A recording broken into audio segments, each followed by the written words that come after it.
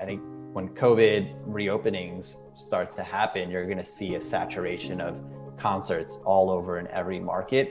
And the demand is out there right now. Concert tickets for outdoor shows in Austin are going for $350 plus and selling out in 30 seconds to a minute.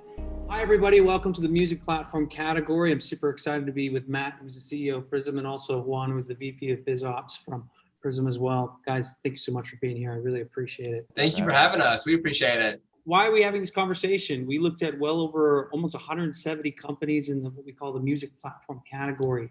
And one of the software tools that really popped up to us was Prism.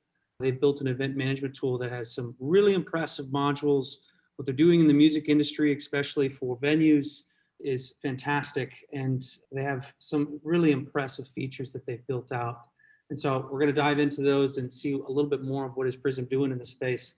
I think, Matt, you have a live demo for us that you could actually just jump right into it, and we'll start from there. All right, so yeah, Prism is a tool for concert promoters and venue owners and talent agents to plan concerts and comedy events and Broadway plays and basically any type of live event that comes to a stage near you post all this COVID madness. On this page, I just have an event list of upcoming events that I'm planning as a promoter. And if I click over to my calendar, I have these color-coded events based off of the different venues that I'm working with. So here's 5 different venues that I'm actually booking myself, and then a bunch of events that are either confirmed or I'm working on confirming. The rectangles that go all the way across the screen are confirmed, and these events with Hold 2 and Hold 3 and Hold 4 are events that we're working on, and they're basically stack ranked based off of when the artist or the agent got in touch with me. And then a lot of just little nuanced bells and whistles for the music industry, like when a concert's going to go on sale, when it's going to announce. But yeah, those don't really matter. I'll just take you through what it's like to add an event to Prism, and I'll go through the show lifecycle. So if I just highlight these dates, I can see that these are the dates that are available at the venue and the stack ranking of the event. So we'll say the Grateful Dead is coming to town, and I can say who the agent is that is what business is bringing the venue or bringing the artist to my venue. And this is important because you can run financial reports by the specific agent or the specific agency. I choose the venue, the stage, and I can do a financial template as well. And the financial template is really important for streamlining the rest of the process. So after I've added the event to the calendar, I can actually go to the event. And inside of the event, I can create an offer for the artist, which basically breaks down how much am I going to pay the artist up front? How much of the profit of the show are they going to get? Do I pay them a deposit ahead of time? Do I pay them 2 deposits ahead of time? And really anything that matters. And I'll enter in the artist's name. And as you can see, it tags it to Spotify. And as a result, it brings in genre data and other stuff to help our clients make sense of their finances and understand what genres perform really well for them, and just other bits of financial analysis. One thing you'll notice is we have a budget summary on the right with all my ticket sales at the top, backing out the taxes and fees, backing out the expenses for the event, and then an estimated net profit and a potential net profit. This whole budget summary is generated by these other tabs.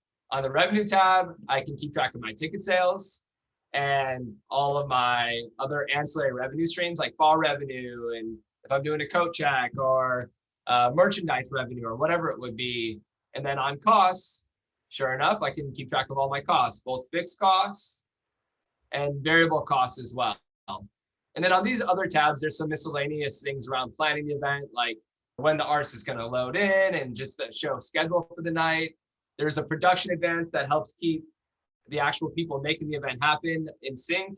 You can list all the contacts associated with the event, keep track of notes, and also keep track of files as well. When this event confirms, I'm going to choose what date that the artist is actually going to come.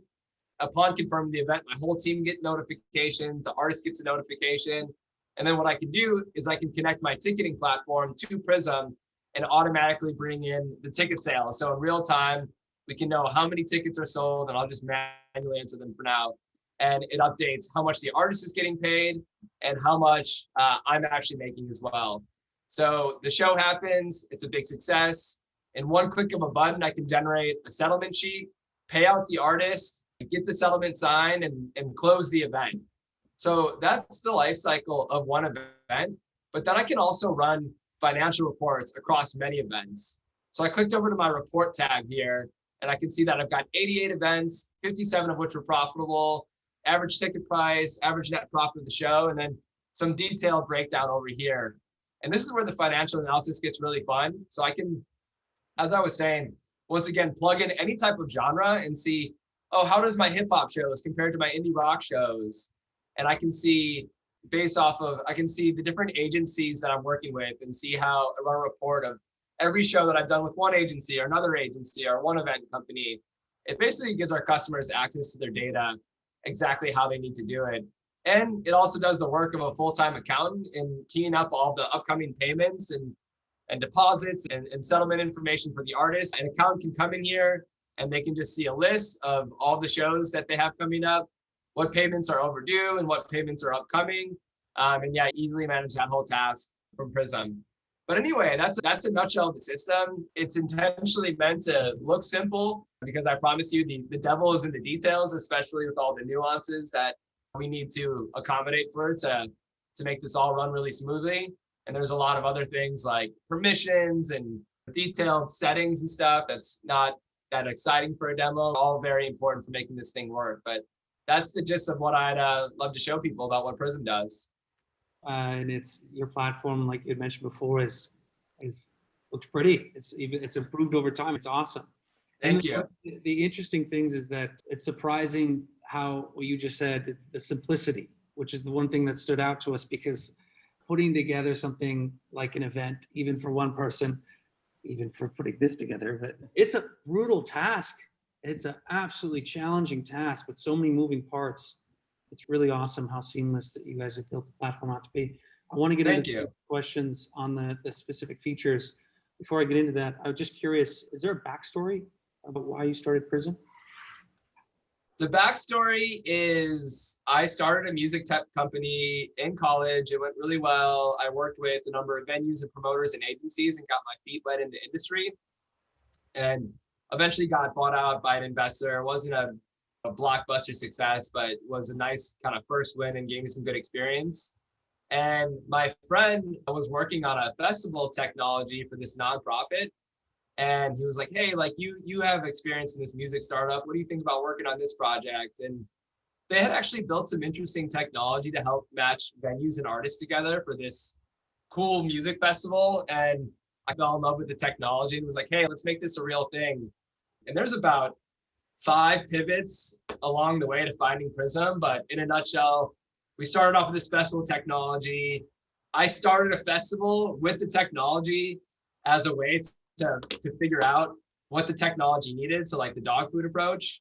And in the process of doing that, we accidentally started a concert promoter business ourselves. And I found myself booking thousands of events a year, pretty much every single venue in Austin, and just getting this really hands-on experience with the industry. And I almost got lost, but it was always in the light, or it was always in the spirit of figuring out what the industry needed from a technology perspective. And just from doing all those concerts and talking to small venues and big venues and trying things out, like we had built like an Airbnb for venues and artists, and it wasn't really what the industry needed. We zoomed in on a process tool for just basically taking a show from start to finish and organizing it and handling all the finances really well. And it wasn't like extensive market research that told us that. We just had a handful of venues that were all doing it on spreadsheets and calendars, and I just made that leap of faith. And I was like, all right, there's a whole industry of people doing this. Everyone I talk to is using spreadsheets and calendars. We can do this. We can make a product out of this and make it better. And over time, it's just going to get better and better and better, and new opportunities are going to emerge. And this is a foot in the door to really help the music industry. And that Prism officially launched in 2018. And we started with 4 beta clients. And by end of 2018, we had 40. By end of 2019, we had 150. And then COVID hit. And thankfully, we've maintained a lot of them. There's a whole COVID conversation to have at some point. So no need to jump the gun, but that's the background story. Awesome. It's exciting to see that you've been in the music space. You've experimented with a lot of different things, and you found that sweet spot that the industry really needed. And you already highlighted my next question, which was, seems like before Prism, everything was just spreadsheets and emails back and forth, and then everyone manages their own calendar. Is that really how everything was basically being managed? Yeah, it was and is. Yeah, we have good traction right now, but the vast majority of the industry is still firing up a contract on a spreadsheet, using two different versions of the spreadsheet, one for external, one for internal, and using some sort of like folder then to associate like an event that's confirmed and it's linked to a Google Calendar. And then you're settling the event the night of the show, and someone running your bar at 3 a.m. is like hacking away on a spreadsheet to figure out how much the band gets paid, and then they pay the band in cash, and then Lord knows how many people out there actually then take that information, put it into a good accounting system. It's super unorganized and super chaotic. So like, yeah, the 10,000 foot view is so obvious that something like really clean and organized, like an Airbnb for the industry, is like just such a great opportunity, and still is. But yeah, that's really it. It's just spreadsheets and calendar and cash payments and or checks, or you're going into your bank account and manually sending an ACH. And these are all the things that we're streamlining and making simple and putting into a beautiful modern interface to save everyone time and keep everyone organized. Why wasn't this problem really being solved? It was just everyone's too focused on trying to just set up the event itself and manage the relationship with artists and venues, and it's just that was there wasn't really any tool to fill that void. I think it's right time, right place. You got to look at like software tools and sorry, my phone's going off. You got to look at like software tools and the advent of rapid development, and the industries that have received innovation first, I think, are really large industries, like the stuff that Salesforce services. And the live music industry is nuanced enough that it doesn't work for the CRM and business process tools that have been invented to date.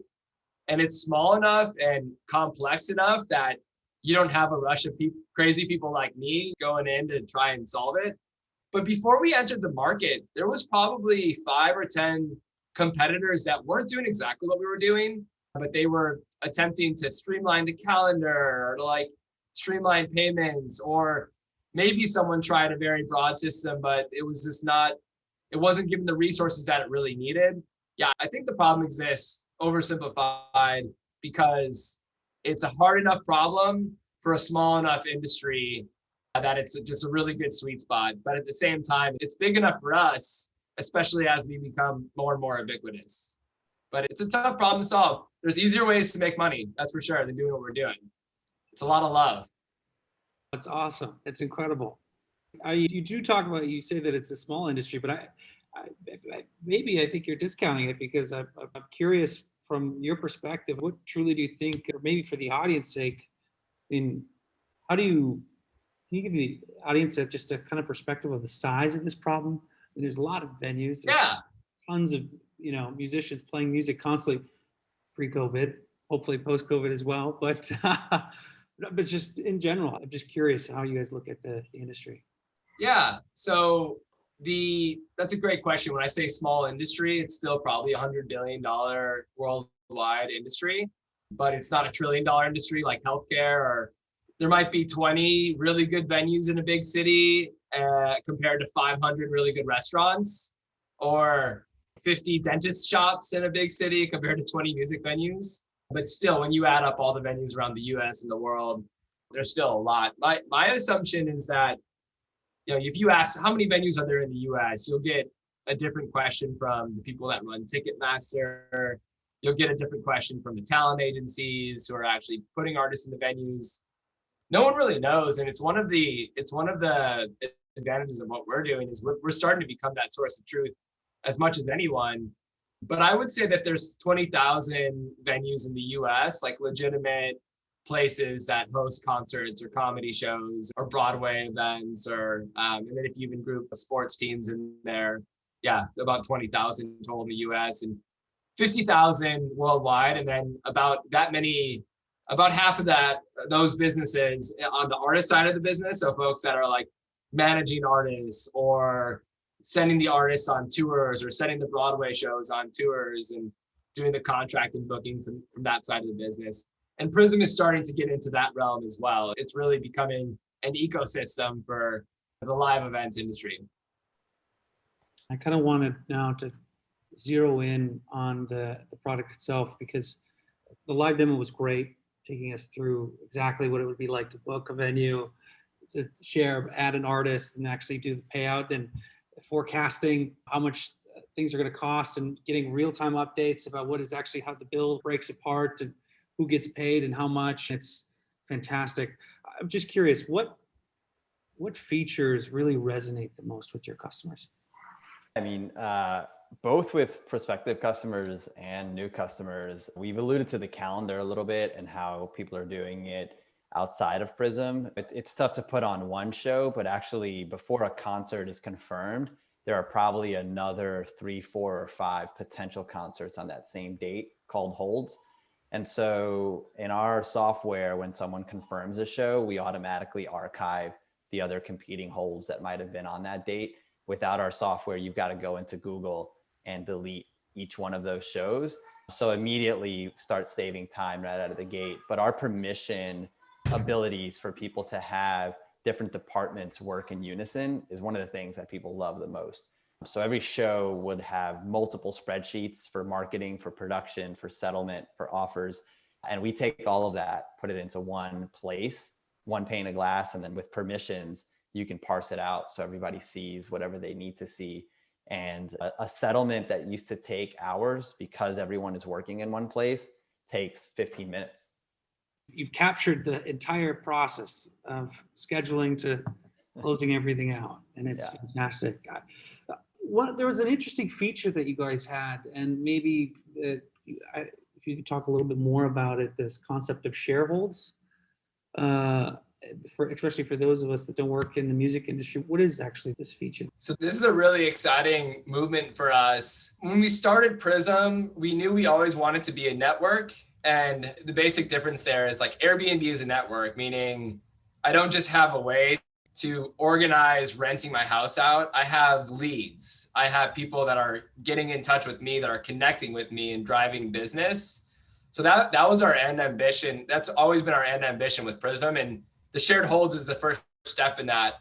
Zooming out, the business problem is you have the venue, and then you have talent agencies and promoters that are trying to book the venue. And the way that happens right now is the talent agency or the promoter, they email the venue and they say, hey, what's the dates on your calendar? Or what's the availability in your calendar in early October? The venue goes to their calendar and they say, I can put the first week on hold. And they put it into Prism or their Google Calendar, and they email it to the promoter of the talent agency, and then they put it in their Google Calendar.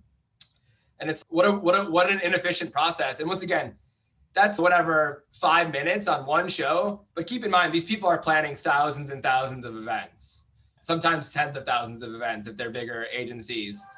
So the shared hold just takes that email to putting it into both your systems to like, you go into Prism, you select the venue, you select the dates you want, you send it to the venue, and they get it on their calendar, you get it on yours. It takes a 10-minute task and turns it into 40 seconds, or not even 10 minutes. It could be 2 days because you're waiting on someone on the email. So it takes at most a 30-minute task if you get a quick response from someone into a 40-second task, at least 40 minutes, at most 3 days or a week, God forbid. You hear back a week from now, and that happens. So yeah, that's the nutshell of it. When you have an inefficient process of scheduling, it's a lot of, especially for venues, I could imagine you're just juggling with who's available, when they're available, if they canceled, or can you find somebody new to come in, and having a streamlined system where everyone's immediately up to date what's happening. I'm sure it makes everybody's life so much easier. Yep, absolutely. And that's generally this sharehold feature, which is just making sure that everyone's on the same page. Yeah, I'm glad you took notice of it. And once again, that's just the first step in the greater vision of having one place where a concert gets planned and executed. So it starts with the tour, the agent's planning a tour for the artist. Because of Prism, they schedule it super easily. And then the contract goes through Prism. It confirms the payment's automatic. The ticket sales are updating everyone in real time. The show settles, the payment moves smoothly. Everyone's books gets updated. It's just a really clean and, easy system for everyone to just do business in. I feel like all parties really rely on you as that mediary for trust, making sure that not only everything runs smoothly, everything's fair, everything's split out perfectly or how it should be, etc. You see yourself like that? Yes. Yeah. A system of truth. Yeah. Like an interface layer. I keep a truth interface layer. I keep coming back to Airbnb, but you have this third party that's there to assure payments, and everyone's got insurance, like the details are taken care of, like the agreement is solidified. And because before Prism, every single venue out there were using their own spreadsheets to create contracts, you wouldn't believe how much errors are there just from lost in translation. Just identifying standardizing the process has been a really big help for a lot of people, and more talent agencies, when we're talking to them, they're like, oh yeah, 10 or 15 or 20 or 30 of the venues we're working with are using the Prism offer form. So every time I get a Prism offer, I know exactly what it means. And before, I used to have this task of applying like a Rosetta Stone to all these different types of contracts. And everyone thinks their contract is special, but in reality, it's just a huge inefficiency for the industry. Yeah. And there's also an internal truth and trust within an organization. So we have clients that come on board because within their organization, they might have lost money somewhere in the managing of Excel sheets while settling a show.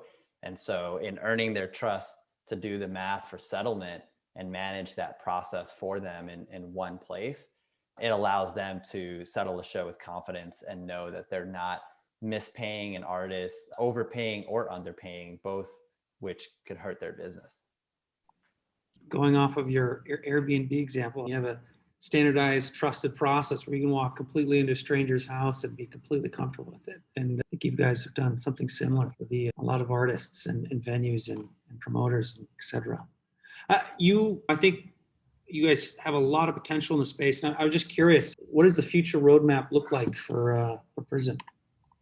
Yeah, so I touched on it earlier, but it's continuing to create that connection between accounts so that, yeah, if you're a venue and you use Prism, your whole business runs smoother. But if you're the next kind of, iteration is, if you're a venue on Prism and the talent agency you're working with and the promoter you're working with is on Prism, the show actually runs smoother because Prism facilitates all parts of the show, connecting the scheduling, connecting the contracting, connecting the payment, the first payment, the second payment, the third payment. Yeah. So once again, and the communication of all the tiny little details. So the product roadmap of the future is making it so that when all partners involved in a show are using Prism, the show is as efficient as possible. Interesting. Do you guys ever foresee yourself getting into the promotion side of promoting artists? Now, you have an extreme amount of data, and I feel like there's a lot of interesting things that you can do with that data as well. Like being a promoter ourselves, or like to help actually promote the concerts for our clients? Is that which one are you? It's a combination of both. Definitely not being a promoter ourselves. First off, that would be the quickest way to lose all of our customers' trust immediately. Secondly, I thank God every single day that I'm not actually booking shows anymore. I really prefer working on technology and helping people that book shows.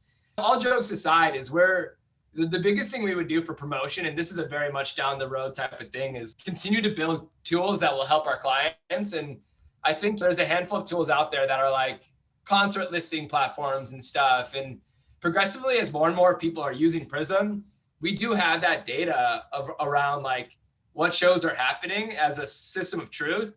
It's not, someone has to go and post it to Facebook. It's no, we have it because people are planning it. So some sort of getting into promotion down the road and actually building consumer bases that our user base can benefit from. That's probably a 5-year and beyond type thing. Once we're an ubiquitous kind of Salesforce tool for the live music industry. Of course, we'll always keep looking into the horizon about where we can continue to innovate and help. And that could be one place where we could do that in the future. Cool, really cool. I want to take now a broader step back and just generally look at the industry as a whole. One of the things that, as we've gone through this research of looking at the entire media industry, one of the things that we notice generally with different types of content is evolving in different ways, content formats changing, there's a variety of new social networks that pop up. And I'm just curious, how do you see music? Do you think music evolves the same way? And how do you see music evolving? And where does Prism sit in that? Yeah, I can jump in here. Go ahead. There's two things there. It's interesting. In talking to a lot of clients and the artists that they're booking and how they're finding artists.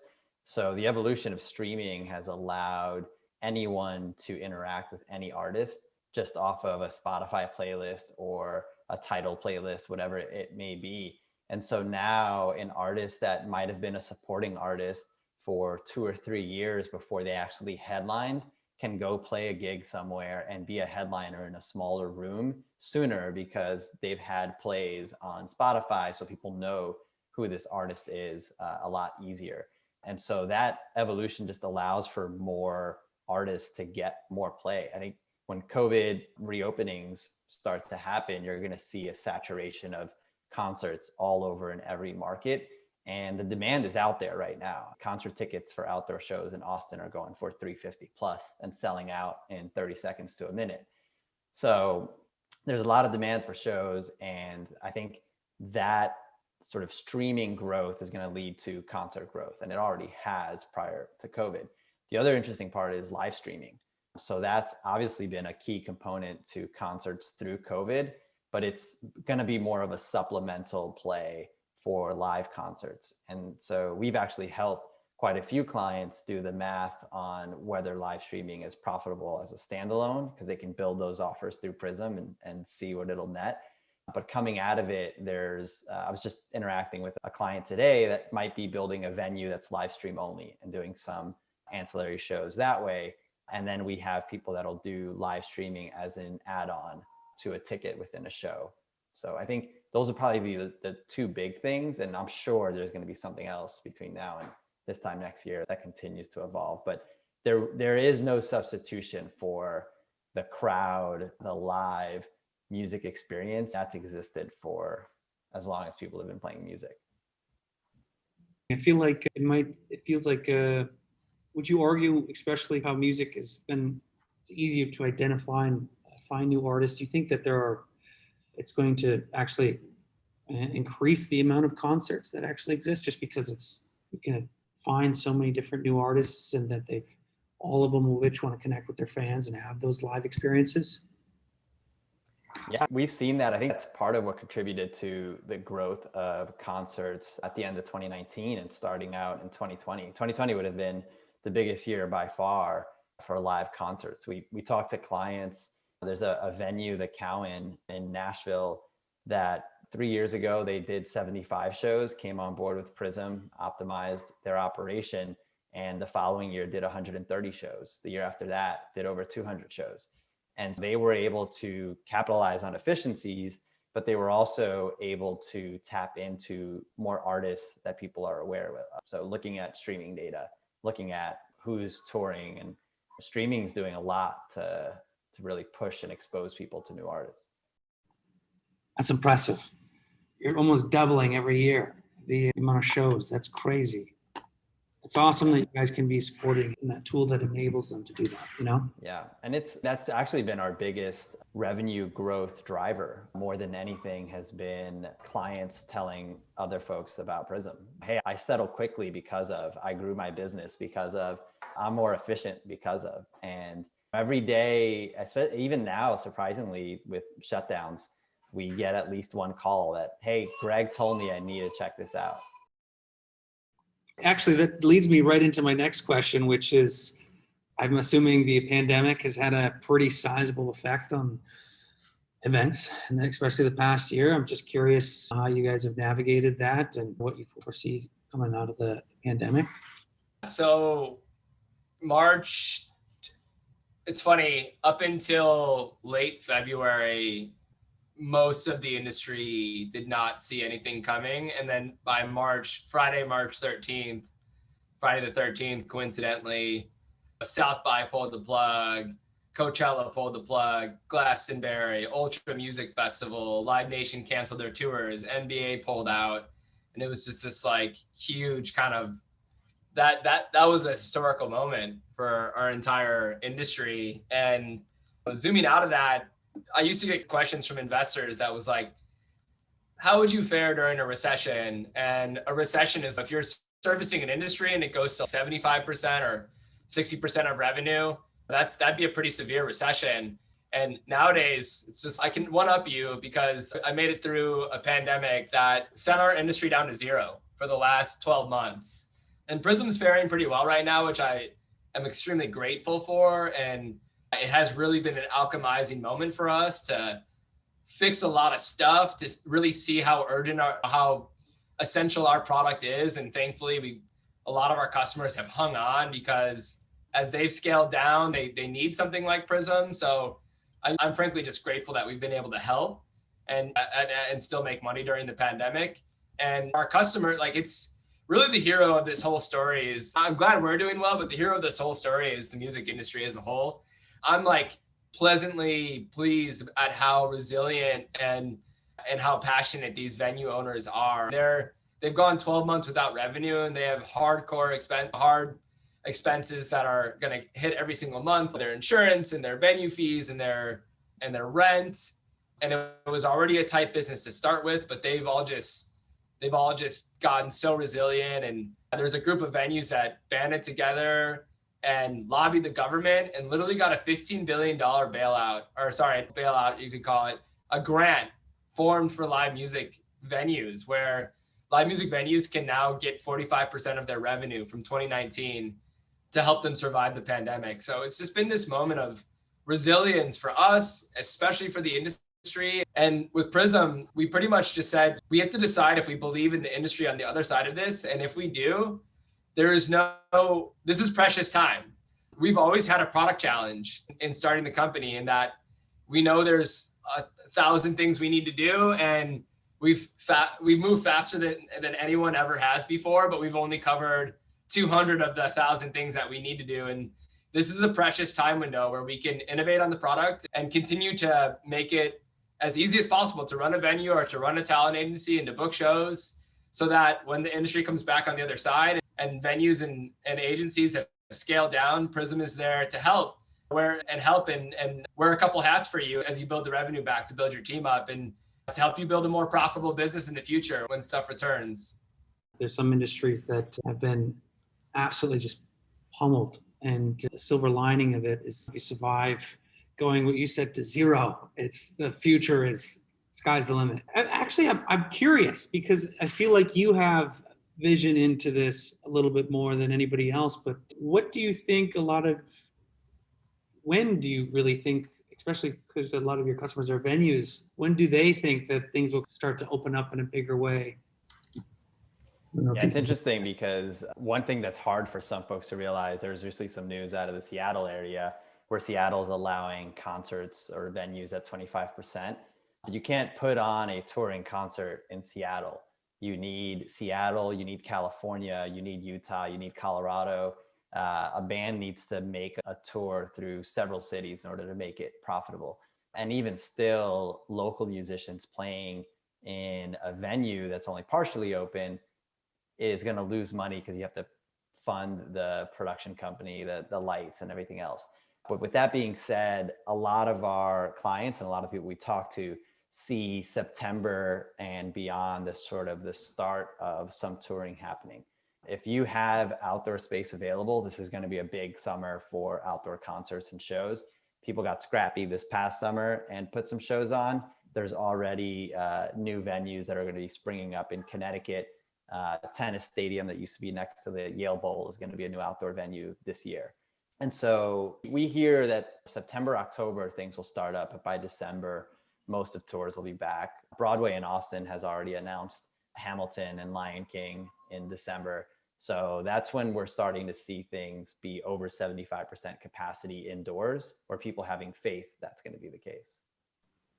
The demand is there, and the amount of mental gymnastics it would take to try and like prognosticate the future of here's exactly how it's going to go down with the vaccine ramping up and regulations going down, the floodgates busting.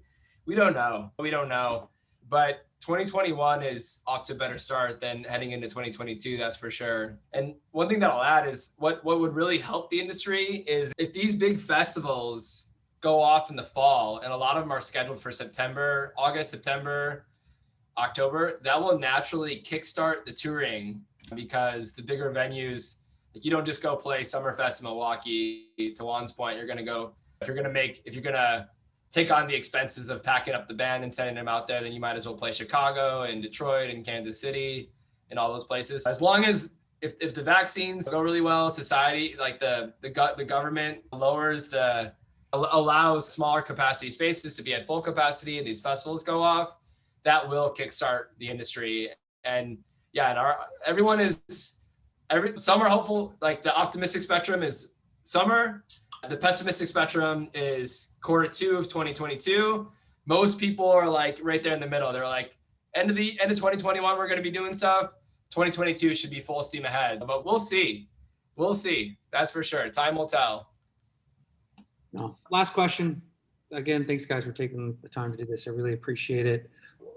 Where do you think the future of music event management is going, and what do you see that most people don't?